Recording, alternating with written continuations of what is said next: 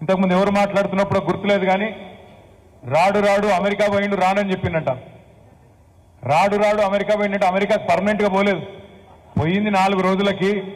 తప్పకుండా అచ్చంపేటలో మీరు పిలిచిన తర్వాత అమెరికా నుంచి కాదు అంటార్క్టికా నుంచి కూడా తప్పకుండా వస్తా అని చెప్పి ఇలా బాలరాజు గారు చెప్తే ఇక్కడికి వచ్చినాక మీ ఉపన్యాసాలు వింటే నిజంగా కూడా చాలా ఉత్సాహం వచ్చింది. మా సోదరి పద్మ, నా పేరే సర్పంచ్ పద్మ అన్నది. ఎక్కడుంది పద్మ? మా సోదరి పద్మక్క మాట్లాడింది, పద్మమ్మ మాట్లాడింది. ఏమన్నది? అన్నా మనం ఓడిపోలేదు, మీరు బాధపడకండి, తెలంగాణ తెచ్చిన నాడే మనం గెలిచినము, మన నాయకుడు కేసీఆర్ గారి నాయకత్వంలో అసాధ్యం అనుకున్న తెలంగాణను తెచ్చుకున్నాం, ఇదేముంది అని మాట్లాడింది. ఆ తర్వాత చాలా మంది సోదరులు మాట్లాడినారు. గోపాల్ రెడ్డి గారు మాట్లాడినారు, అమరుద్దీన్ గారు మాట్లాడినారు, రాంబాబు మాట్లాడినాడు, నరసింహ గౌడ్ గారు, శాంత కుమారి గారు, ఒకరుగా చాలా మంది సోదరులు మాట్లాడినారు.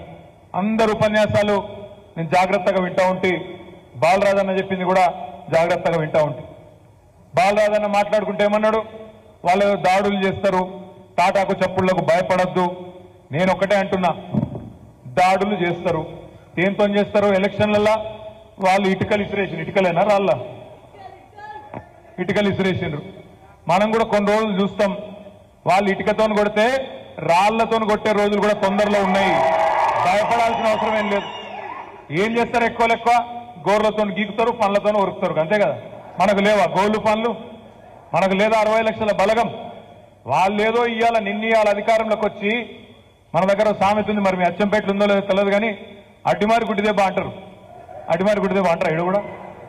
అడ్డిమారి గుడ్డిదెబ్బ అన్నట్టు అనుకోకుండా అధికారంలోకి వచ్చిండ్రు తప్ప కొండారెడ్డి పల్లిలో కూడా నమ్మలేవాడు.